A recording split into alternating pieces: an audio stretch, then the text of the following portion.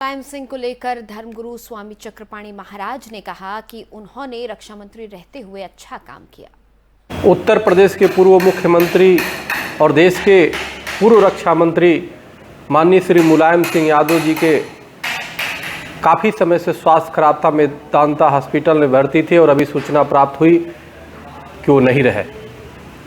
इससे पूरे राजनीतिक जो क्षेत्र है उनमें काफ़ी शोक की लहर है।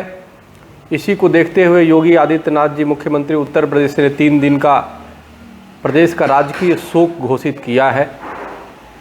माननीय मुलायम सिंह यादव जी ने रक्षा मंत्री रहते हुए जिस प्रकार से पाकिस्तान के जो घुसपैठी थे और पाकिस्तान से जिस प्रकार से बेवजह फायरिंग हुआ करता था, उस पर पाकिस्तान को चैलेंज करते हुए जिस प्रकार बोला था कि अगर आवश्यकता पड़ी युद्ध होगा तो हमारे सैनिक पाकिस्तान के ज़मीन पर युद्ध करेंगे, यानी पाकिस्तान में घुस करके पाकिस्तान को हम मारने का काम करेंगे। इस प्रकार की साहस का परिचय देते हुए, इस प्रकार की वीरता का परिचय देते हुए, निर्भयता का परिचय देते हुए न सिर्फ सैनिकों का हौसला बढ़ाने का काम किया बल्कि देश के गौरव और देश की शान को भी ऊपर करने का काम किया। ऐसे मुलायम सिंह यादव जी आज हम लोग के बीच में नहीं रहे। अखिल भारत हिंदू महासभा संत महासभा की तरफ से हम उनकी आत्मा की शांति के लिए कामना करते हैं परमात्मा से, और परमात्मा से प्रार्थना करते हैं कि परमात्मा उनको अपने चरणों में जगह दे। इन्हीं के साथ ओम शांति, ओम शांति, ओम शांति। कोटिशः हम सब उनको श्रद्धांजलि अर्पित करते हैं माननीय मुलायम सिंह यादव जी के। बहुत बहुत धन्यवाद। हरिओम राम। गुजरात दौरे पर दूसरे दिन पीएम मोदी ने आज अर्नब नक्सल को लेकर भी बड़ा बयान दिया है। उन्होंने कहा कि अर्नब नक्सल अपना रूप बदलकर राज्य में प्रवेश पाने की कोशिश कर रहा है, लेकिन गुजरात उन्हें युवाओं के जीवन को तबाह नहीं करने देगा। आंध्र तेलंगाना અને મહારાષ્ટ્રમાં ગઢચિરોલી અમારા આદિવાસી જવાનીઓની જિંદગી નક્સલવાદે તબાહ કરી નાખી। એમના હાથમાં બંદૂકો પકડાઈ દીધી। મોતના ખેત ખેલવા માટે થઈને એમને ઉશ્કેર્યા।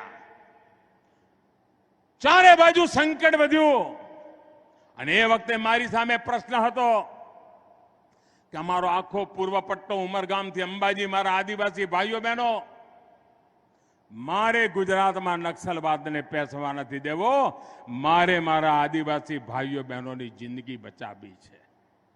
મારે એમના જીવનમાં આ પ્રકારની બીમારી ન ઘૂસે એના માટે મહેનત કરવી છે અને એટલા માટે ઉમરગામથી અંબાજી આદિવાસી પટ્ટામાં વિકાસની આપણે બીડું ઉઠાવ્યું અને મારે સંતોષ સાથે કહેવું છે કે મારા આદિવાસી ભાઈ બહેનોએ મારી વાતને માની, માથે ચડાવી, ખૂબ સારા દિવસો આવશે એવા વિશ્વાસ સાથે મનાવી અને પરિણામે આવ્યું કે ગુજરાતમાં નક્સલવાદ એ રસ્તેથી ઘૂસી ના શક્યો। ભાઈઓ, એના માટે હું મારા આદિવાસી ભાઈઓ બહેનોને પ્રણામ કરું છું, એનો આભાર માનું છું।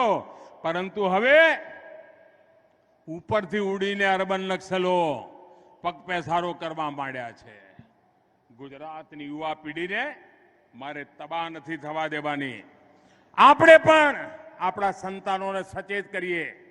કાર્બન નક્સલોએ દેશને ખેદાન મેદાન કરવાનું બીડું ઉઠાવ્યું છે, વિદેશી તાકાતોના એજન્ટ બનીને ઉડાવ્યું છે। એની સામે ગુજરાત માથું નહીં નમાવે। ગુજરાત એમને જમીન દોસ્ત કરીને રહેશે એ વિશ્વાસ સાથે આગળ। और शिवसेना सांसद संजय राउत को पात्राचौल भूमि घोटाला मामले में अदालत ने झटका दिया है। अदालत ने शिवसेना नेता संजय राउत को न्यायिक हिरासत में भेज दिया है। उनकी ये न्यायिक हिरासत 17 अक्टूबर तक बढ़ा दी गई है। इससे पहले कोर्ट ने 4 अक्टूबर को शिवसेना नेता को 10 अक्टूबर तक न्यायिक हिरासत में रखने का आदेश दिया था। आपको बता दें कि ईडी ने 1 अगस्त को गोरेगांव में पात्राचौल के पुनर्विकास में कथित वित्तीय अनियमितताओं के संबंध में गिरफ्तार किया था। ईडी ने पात्राचौल मामले में शिवसेना नेता संजय राउत के खिलाफ दायर की गई सप्लीमेंट्री चार्जशीट में कई खुलासे किए हैं। ईडी ने खुलासा किया है कि इस मामले के आरोपी राकेश वाधवान, सारंग वाधवान और प्रवीण राउत ने मिलीभगत कर मनी लॉन्ड्रिंग की और इसका पैसा संजय राउत को भी भेजा जाता था। इसके साथ ही ईडी ने अपनी जांच में यह भी पाया कि संजय राउत ने इस पूरे घोटाले के दौरान संपत्ति खरीदी और इन पैसों का इस्तेमाल अपने व्यक्तिगत काम के लिए किया। प्रवीण राउत ने गुरु आशीष कंस्ट्रक्शन से पैसा लेकर संजय राउत को दिया था।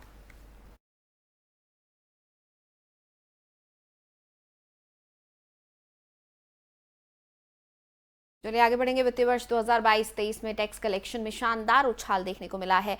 बात चाहे डायरेक्ट टैक्स की हो या फिर इनडायरेक्ट टैक्स, दोनों के ही कलेक्शन में तेजी देखने को मिली है। कॉर्पोरेट सेक्टर की कमाई बढ़ी है तो वो ज्यादा टैक्स का भुगतान कर रहे हैं, तो वहीं जीएसटी कलेक्शन भी बढ़ा है।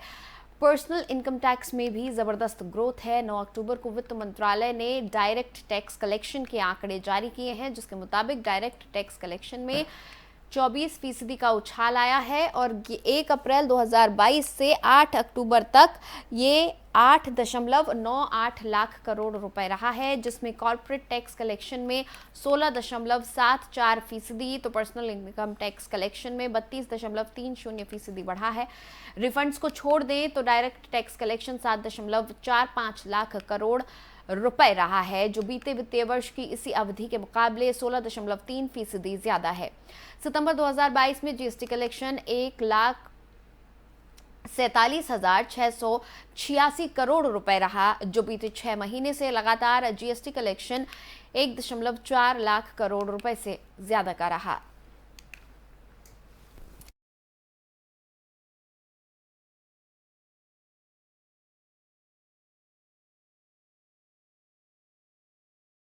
बेनामी संपत्ति के मामले में दिल्ली सरकार के मंत्री सत्येंद्र जैन को दिल्ली हाईकोर्ट से बड़ी राहत मिल गई है। हाईकोर्ट ने संशोधित बेनामी कानून के तहत समक्ष प्राधिकार अधिकारियों को सत्येंद्र जैन के खिलाफ किसी भी तरह की कार्रवाई करने पर रोक लगा दी गई है। जैन फिलहाल मनी लॉन्ड्रिंग के मामले में जेल में बंद हैं। जस्टिस यशवंत वर्मा ने सत्येंद्र जैन और कई अन्य लोगों की ओर से दाखिल याचिकाओं पर सुनवाई करते हुए यह आदेश दिया है। इन याचिकाओं में बेनामी लेन देन संशोधन अधिनियम 2016 के तहत कार्रवाई शुरू किए जाने को हाईकोर्ट में चुनौती दी गई है। जस्टिस वर्मा ने कहा कि प्रतिवादी मामले की सुनवाई स्थगित करने की मांग कर रहे हैं और राजस्व प्राधिकरण ने पहले ही एक अन्य मामले में बयान दिया है कि जब याचिकाकर्ता बेनामी कानून पर सुप्रीम कोर्ट के फैसले के तहत कानूनी उपायों का सहारा लेता है तो उसके खिलाफ कोई कार्रवाई नहीं होगी। हाईकोर्ट ने आयकर विभाग के वकील के बयान के मद्देनजर जैन और अन्य लोगों के खिलाफ बेनामी संपत्ति के मामले में किसी तरह की कार्रवाई पर फिलहाल रोक लगा दी है।